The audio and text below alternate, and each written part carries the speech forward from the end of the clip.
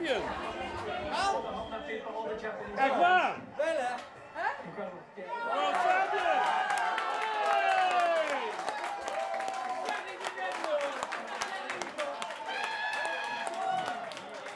Maar wat is er gebeurd?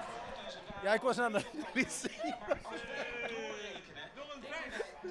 Ik was naar de wc. Ja. En u kwam... En ik zie hem jeugen. Ja, volgens de berekeningen niet. Tenminste, volgens de analisten komt hij 1 punt tekort en volgens ons ook. Maar de FIA heeft hem net uitgeroepen. Hij is dus toch wereldkampioen. Ja, niemand kon het geloven hier in deze kroeg. Ontzettend veel ongeloof. Vanmorgen begon het al vroeg om 6:30. Verzamelden 60 fans zich. En ze hadden al gehoopt op die wereldtitel. Maar dat de dag zo zou lopen, dat had niemand verwacht. Na de verregende start hadden deze bezoekers er nog weinig vertrouwen in dat de race überhaupt door zou gaan. Als ik kijk naar vorig jaar Francorchamps, dan zou het maar zo kunnen dat ze niet weer starten.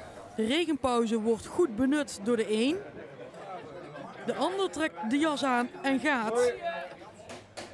En bij de finish een matig applausje als Max over de streep komt. En als blijkt dat Verstappen zijn tweede wereldtitel heeft gepakt, voelt het toch voor deze fans een beetje als een anticlimax. Dat hij het ging halen was onvermijdelijk. Ja. Had je liever misschien over 2 weken gehad met een vol feest? Ja, we maken er sowieso een feestje van. Proficiat voor Max.